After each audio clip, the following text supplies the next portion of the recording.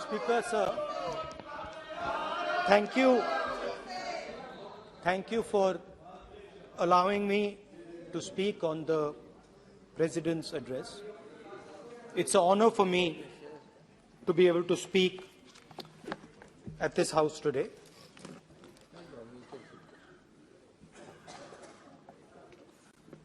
जैसे आप सबको मालूम है, पिछले 4 महीनों में हम भारत जोड़ो यात्रा कन्याकुमारी से लेकर कश्मीर तक हम पैदल चले।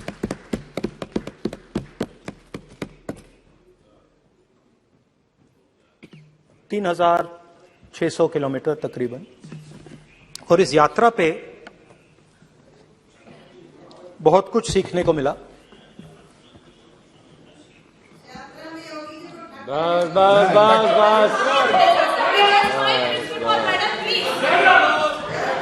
इस यात्रा में बहुत कुछ सीखने को मिला और जो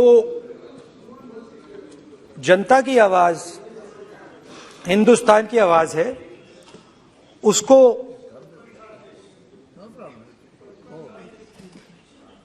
गहराई से सुनने का मौका मिला।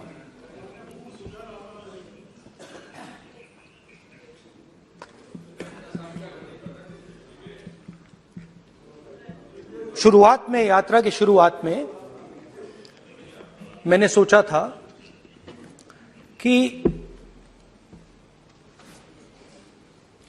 3,500 किलोमीटर चलने हैं और मुश्किल है मगर किया जा सकता है।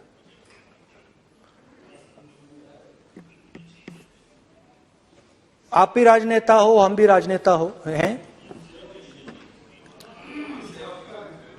हाँ, सेवक कह लीजिए। और नॉर्मली आजकल की राजनीति में जो हमारी पुराना ट्रेडिशन था पैदल चलने का, वो आजकल हम सब लोग, हम भी आप भी, उस ट्रेडिशन को शायद भूल गए या उसका हम पालन नहीं करते। मैं भी उसमें शामिल था, आप भी उसमें शामिल हैं। हम सब, कोई गाड़ी में जाता है, कोई हवाई जहाज में जाता है, कोई हेलीकॉप्टर में जाता है, मगर पैदल कम चलते हैं। ठीक है, ठीक है। और जब पैदल चला जाता है, हाँ पैदल जाएंगे, सब जगह पैदल जाएंगे, घबराइए मत।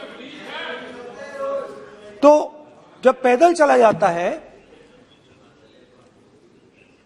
मैं 1 किलोमीटर की बात नहीं कर रहा हूं, 10 की नहीं कर रहा हूं, 25 की नहीं कर रहा हूं, मैं 200-300-400 किलोमीटर की बात कर रहा हूं। जब 200-300-400 किलोमीटर चला जाता है तो शरीर पे दबाव पड़ता है, दर्द होता है, मुश्किल आती है।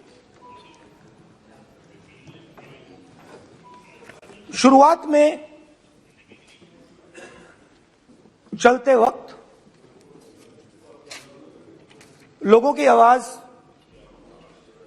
सुन रहे थे हम, मगर हमारे दिल में यह भी था कि हम भी अपनी बात रखें। कोई हमारे पास आता था, कहता था कि मैं बेरोजगार हूं, और हमें लगता था कि नहीं, हमें कहना चाहिए कि तुम बेरोजगार क्यों हो, कारण क्या है। उसमें हम विपक्ष का रोल भी प्ले कर लेते थे, आपकी भी बुराई कर देते थे। नहीं, वो तो है, वो भी करेंगे, हम भी करेंगे।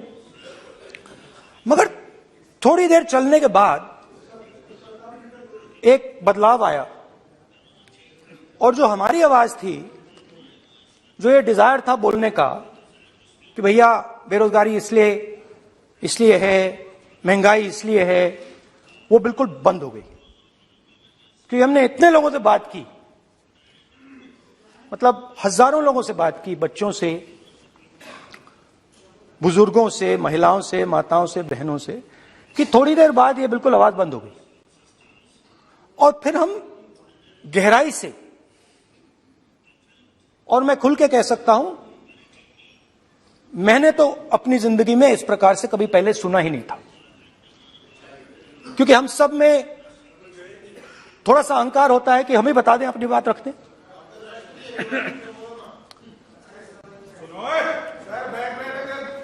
तो आस्ते आस्ते जब हम चले 500-600 किलोमीटर बाद, जनता की आवाज गहराई से सुनाई देने लगी। और एक प्रकार से यात्रा, इंडिविजुअल्स नहीं, यात्रा हमसे बोलने लगी। नहीं, गहरी बात है, समझ नहीं आएगा। आप समझने की कोशिश करो। यात्रा हमसे बोलने लगी। 200 किलोमीटर आप चलने की कोशिश करिए, पता चल जाएगा। और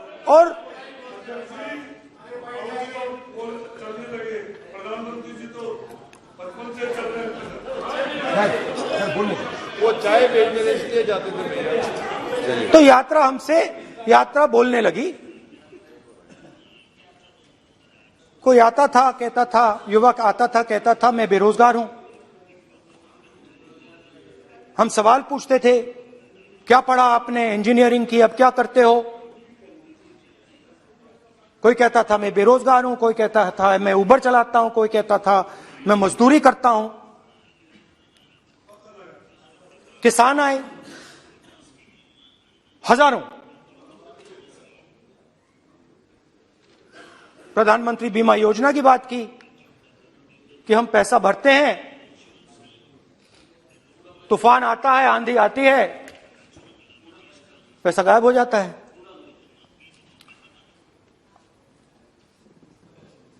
किसानों ने यह भी कहा कि हमारी जमीन छीन ली जाती है, हमें सही रेट नहीं मिलता। जमीन अधिग्रहण बिल जो था वो लागू नहीं होता।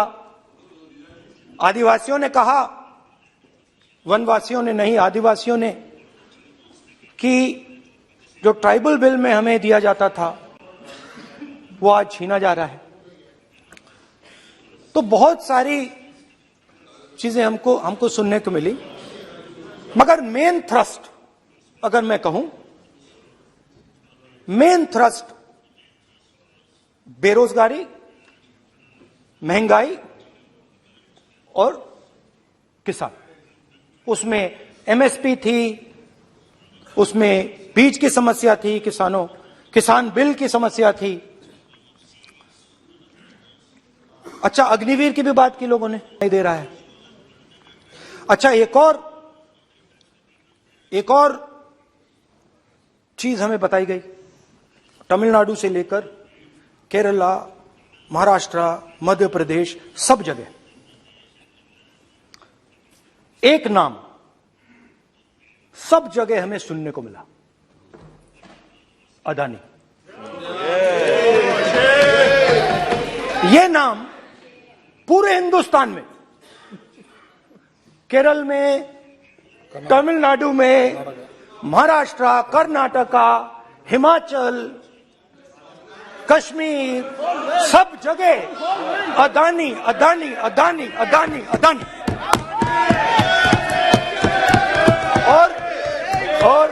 और ये नाम नहीं, और इस नाम के बारे में जब लोग बोलते थे मुझसे, तो 2-3 सवाल पूछते थे। ये पूछते थे कि ये जो अदानी जी हैं, ये किसी भी बिजनेस में घुस जाता है, ये सफलता प्राप्त कर जाता है, ये कभी फेल नहीं होता। और युवाओं ने मुझसे यह सवाल पूछा कि भाई ये हो क्या रहा है, हम भी सीखना चाहते हैं। मोदी जी ने कहा स्टार्टअप करो, हम भी अदानी जी जैसे बनना चाहते हैं कि भैया किसी भी बिजनेस में घुस जाओ और एकदम सक्सेस हो जाए। यह पहला सवाल था। दूसरा सवाल था कि ये अदानी जी हैं, ये किसी भी बिजनेस में घुस जाते हैं। पहले ये 1-2 बिजनेस करते थे, अब ये 8-10 सेक्टर्स में काम करते हैं। Airports, data centres, cement, solar energy, wind energy, aerospace and defence, consumer finance, renewables, media. तो उन्होंने मुझसे पूछा कि राहुल जी, हाँ वेट करो, वेट। हाँ, धन्यवाद। पोर्ट्स की बात भी थी।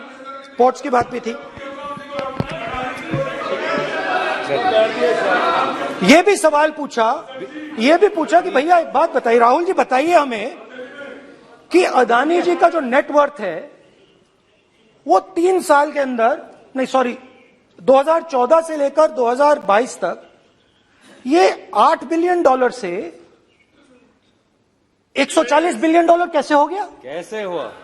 मोदी कैसे? मोदी है तो मुमकिन। ये 2014 में अगर आप दुनिया की, मुस्कुरा रहे हैं आप, बीजेपी में है ना आप, तो ये लिस्ट आती है, एक लिस्ट आती है दुनिया के सबसे अमीर लोगों की।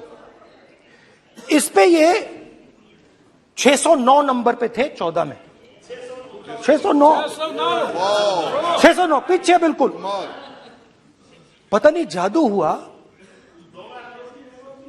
दूसरे नंबर पे पहुंच गए। मोदी है तो मुमकिन है।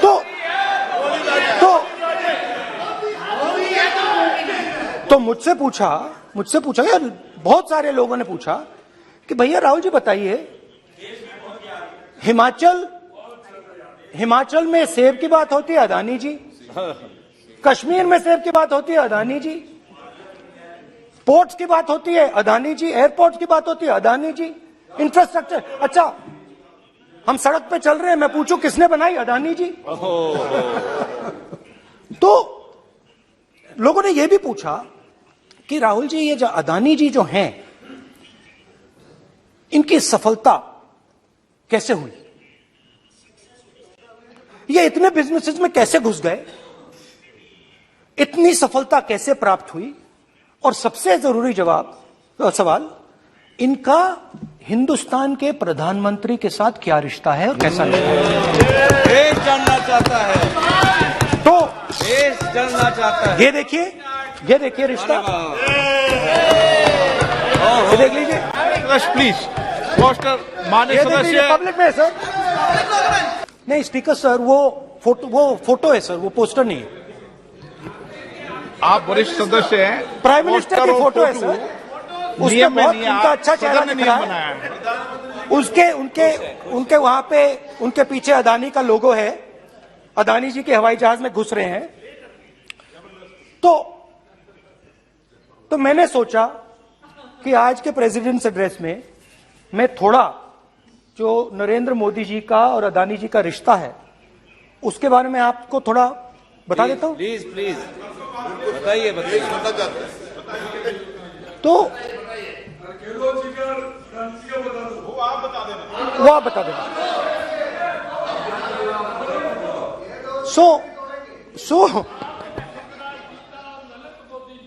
So the relationship begins many years ago when Narendra Modi ji was the Chief Minister of Gujarat. And when most of India's business was asking questions of the Prime Minister, was against the Prime Minister, one man stood shoulder to shoulder with the Prime Minister. He didn't back down. That's commendable. It's not a joke. He was loyal to the Prime Minister. And what did he do? He helped Mr. Modi construct the idea of resurgent Gujarat. Right? The idea that you bring these businessmen together you bring these businessmen together and you call it Resurgent Gujarat, Vibrant Gujarat, they're both. And he was the backbone in setting up that group of people. Okay? And the result of that was tremendous growth of his businesses in Gujarat. Expansion of his businesses. I think then the real magic starts. जब प्रधानमंत्री जी दिल्ली आते हैं और 2014 में असली जादू शुरू होता है। मैंने कहा कि 2014 में वो 609 नंबर पे थे, कुछ ही सालों में वो दूसरे नंबर पे पहुंच गए। कैसे पहुंचे? मैं आपको, बहुत सारी इंडस्ट्रीज में काम करते हैं, मैं आपको 2-3 इंडस्ट्रीज का उदाहरण दे देता हूं। एयरपोर्ट इंडस्ट्री की बात, एयरपोर्ट्स की बात करते हैं।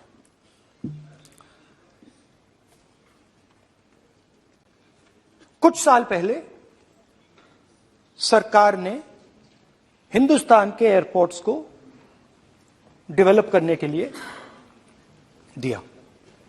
नियम था, there was a rule that anybody who does not have prior experience in airports cannot be involved in development of these airports.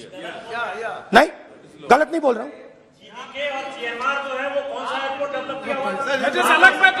आप बैठ जाइए।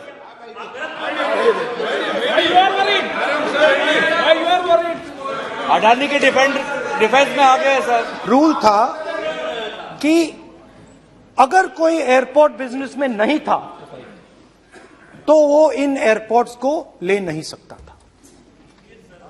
इस रूल को हिंदुस्तान की सरकार ने बदला।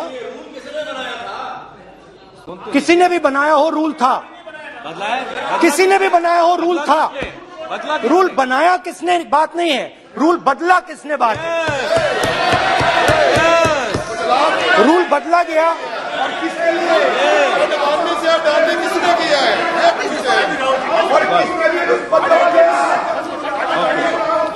रूल बदला गया।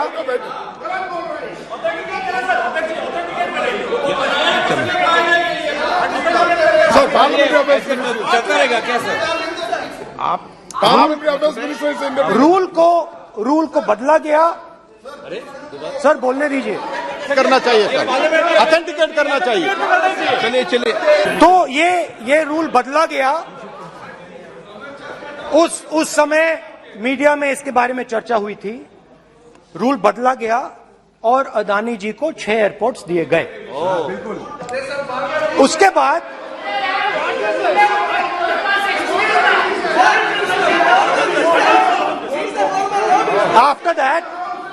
after that India's most strategic profitable airport, Mumbai airport, was taken away by GVK, hijacked by using the agencies. The agencies को CBI, ED का प्रयोग कर GVK पर दबाव डालकर हिंदुस्तान की सरकार ने उस एयरपोर्ट को अदानी जी के हाथों में कर दिया। रिजल्ट क्या आया? रिजल्ट आया कि एयरपोर्ट्स में आज अदानी जी 24% हिंदुस्तान की एयर ट्रैफिक को अपने एयरपोर्ट से निकालते हैं और 31% एयर फ्रेट उनके एयरपोर्ट्स में से निकलता है। अब ये काम हिंदुस्तान की सरकार और हिंदुस्तान के प्रधानमंत्री जी ने फैसिलिटेट किया। अब आपने, जो पिछले स्पीकर थे उन्होंने फॉरेन पॉलिसी की बात की, हम भी फॉरेन पॉलिसी की बात करते हैं। चलिए डिफेंस से शुरू करते हैं। बहुत ऑप्शन है, आप बताइए कहां से शुरू करें। बिजली, डिफेंस, कोयला, बहुत ऑप्शन है। Defence, let us start with defence. अब डिफेंस में अदानी जी का कोई एक्सपीरियंस नहीं था, जीरो एक्सपीरियंस। कल मैंने प्रधानमंत्री को एचएएल में देखा। प्रधानमंत्री जी ने कहा कि गलत आरोप लगाया, मगर रियलिटी तो यह है कि एचएएल का जो कॉन्ट्रैक्ट था 126 हवाई जहाजों का, वो अनिल अंबानी को चला गया और अनिल अंबानी बैंकरप्ट हो गया। वहां भी फैसिलिटेशन था। अब देखिए, और ये जो फ्यूचर एंटरप्रेन्योर्स हैं, जो बिजनेस स्कूल हैं, हार्वर्ड यूनिवर्सिटी जैसे स्कूल हैं, इनको इसका केस स्टडी, इसकी केस स्टडी बनानी चाहिए, शायद बने। How to use government power to build individual businesses, case study.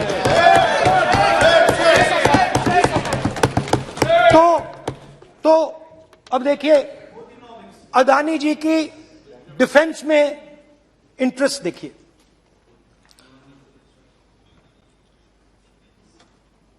Elbit company के साथ हिंदुस्तान में अदानी जी ड्रोन्स बनाते हैं। ड्रोन्स को हिंदुस्तान की एयरफोर्स, आर्मी, नेवी के लिए रिफिट करते हैं। अदानी जी ने यह काम कभी नहीं किया है पहले। एचएएल यह काम करती है। हिंदुस्तान में और भी कंपनीज हैं जो ये काम करती हैं, मगर प्रधानमंत्री जी इजरायल जाते हैं और उसके एकदम बाद अदानी जी को ये कॉन्ट्रैक्ट मिल जाता है, मगर एक नहीं मिलता। ये मत सोचिए कि ये सिर्फ एक कंपनी की बात हो रही है, ये इंडस्ट्रीज की बात होती है यहां पे। जैसे मैंने आपको दिखाया, एयरपोर्ट का पूरा सिस्टम उठा के ले गए, 30% मार्केट शेयर एयरपोर्ट में ले गए, वैसे ही डिफेंस में करा।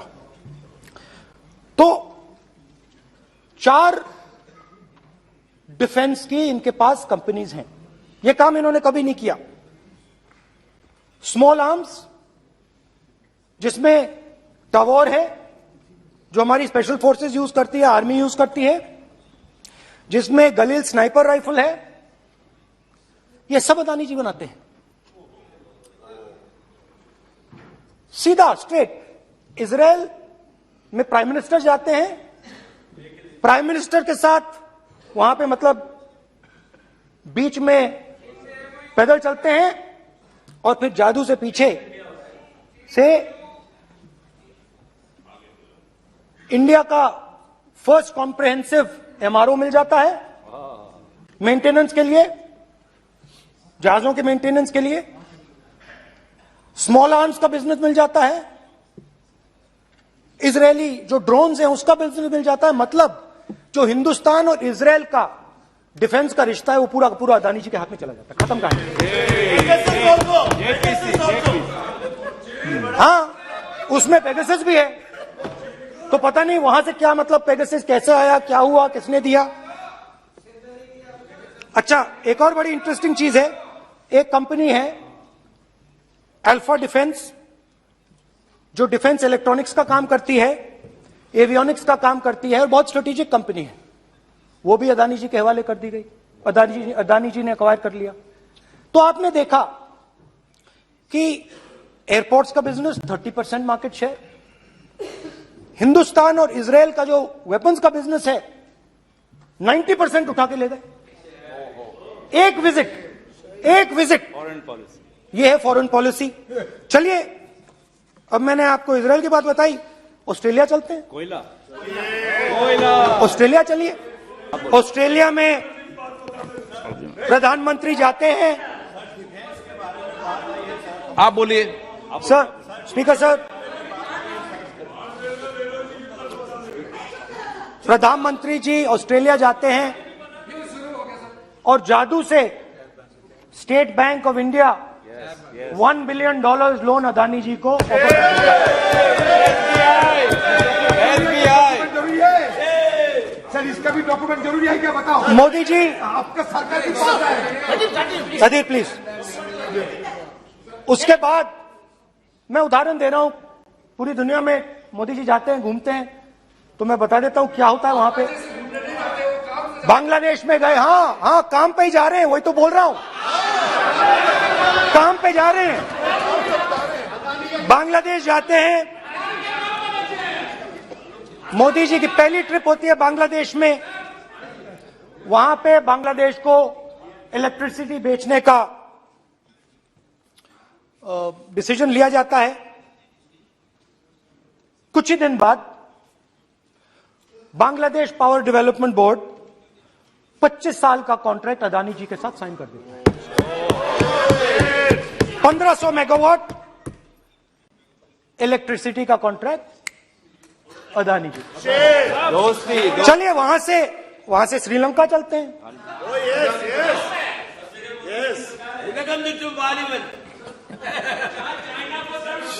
जून 2022 में chairman of Sri Lanka Ceylon electricity board MMC Fernando informed a parliamentary committee in Sri Lanka in open hearing that he was told by President Rajapaksa that PM Modi pressured him to give the wind power project directly to Mr. Adani.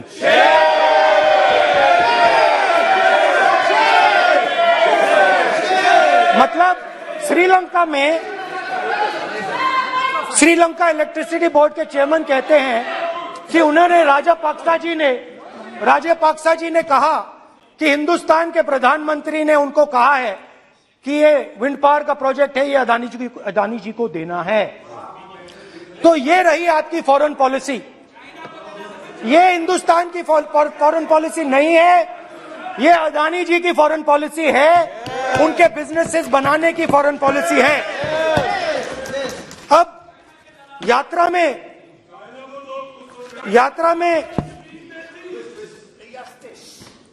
में मुझसे 2-3 और सवाल पूछे गए। यात्रा में लोगों ने मुझसे पूछा, राहुल जी ये जो LIC कंपनी है इसका पैसा अदानी जी की मदद करने के लिए क्यों डाला जा रहा है?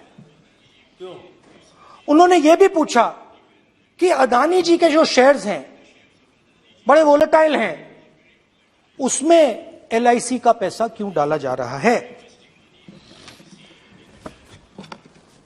तो मेरा कहना है कि एक सेकंड, मेरा कहना है कि अदानी जी की मदद प्रधानमंत्री जी और हिंदुस्तान की सरकार कैसे करती है?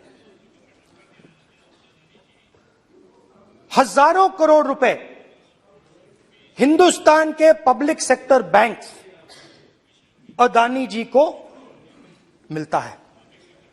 27,000 करोड़ रुपए SBI, PNB 7,000 crore, bank of Baroda 5,500 crore, ये मैं लिस्ट चलती जाएगी।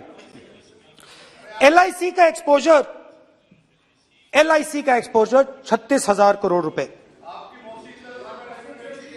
3 crore SBI and other PSU bank holders. Money is going to Mr. Adani and to finance.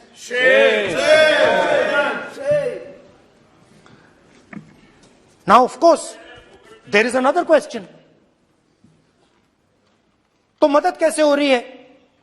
Hindustan के पब्लिक सेक्टर बैंक्स का पैसा, LIC का पैसा नरेंद्र मोदी जी, अदानी जी को दिया जा रहा है। अगर कोई सामने खड़ा हो जाता है, जैसे जीवी के लोग खड़े हुए, ED, CBI एजेंसीज आ जाती हैं, उनको परे कर देती हैं। तेलंगाना में भी एक पोर्ट का उदाहरण था, मगर मेन सवाल और सबसे इंटरेस्टिंग सवाल दूसरा है। कुछ दिन पहले ये हिंडनबर्ग रिपोर्ट आई, उसमें लिखा था कि अदानी जी की हिंदुस्तान के बाहर शेल कंपनीज हैं। ये जो शेल कंपनीज हैं, सबसे पहला सवाल है, ये हैं किसकी? ये किसकी है मॉरिशस में जो शेल कंपनीज हैं? और ये जो हजारों करोड़ रुपया ये शेल कंपनीज हिंदुस्तान में भेज रही हैं, ये किसका पैसा है? और क्या ये काम अदानी जी फ्री में कर रहे हैं? अब मैं ये सवाल क्यों पूछ रहा हूं? क्योंकि अदानी जी स्ट्रेटेजिक बिजनेसेस में काम करते हैं। अदानी जी हिंदुस्तान के पोर्ट्स को डोमिनेट करते हैं। अदानी जी हिंदुस्तान के एयरपोर्ट्स को डोमिनेट करते हैं। और जैसे मैंने कहा, अदानी जी हिंदुस्तान की डिफेंस इंडस्ट्री में बहुत जरूरी रोल प्ले करते हैं।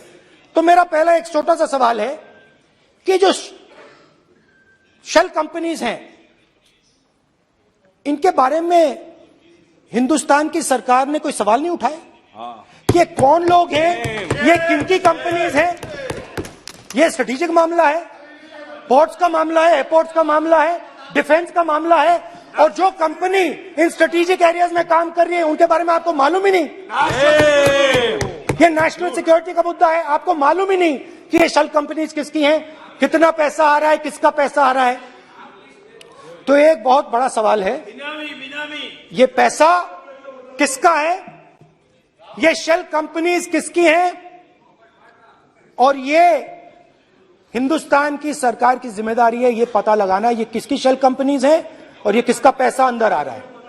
JPC, we want JPC, we want JPC.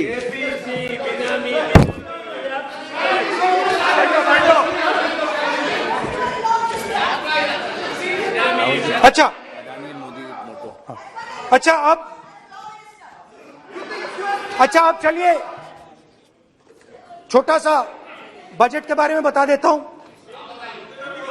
2022 में अदानी जी अनाउंस करते हैं कि वो $50 बिलियन इन्वेस्ट करेंगे to build the world's largest green hydrogen ecosystem.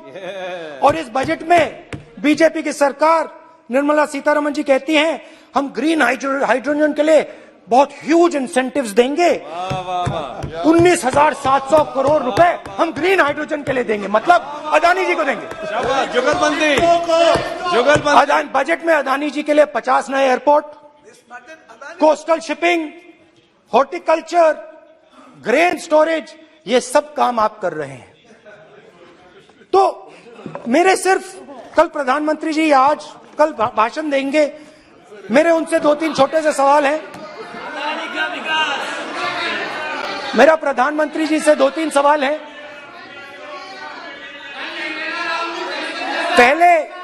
पहले अदानी जी के हवाई जहाज में मोदी जी जाते थे, अब मोदी जी के हवाई जहाज में अदानी जी जाते हैं। पहले लोकल मामला था, फिर नेशनल मामला हो गया, उसके बाद इंटरनेशनल मामला हो गया। अदानी जी के लिए बोरिस जॉनसन का बेटा काम करता है, आपको पता नहीं मालूम है या नहीं मालूम? भाई सॉरी, नहीं बेटा भी, भाई काम करता है। तो ये मामला पहले गुजरात का मामला था, फिर ये हिंदुस्तान का मामला हुआ, अब ये इंटरनेशनल मामला हो गया है। तो मेरा सवाल प्रधानमंत्री जी से, और सिंपल सवाल है, प्रधानमंत्री जी आपकी फॉरेन ट्रिप्स पे अदानी जी और आप कितनी बार एक साथ गए? Adani ji, how many times did you travel together with Adani ji? How many times did Adani ji join you later on a visit? How many times did Adani ji travel to a country immediately after you did? Good question. And in how many of these countries after you visited did Adani ji get a contract? Good question. Also an important question, जरूरी सवाल। अदानी जी ने BJP को पिछले 20 साल में कितने पैसे दिए हैं?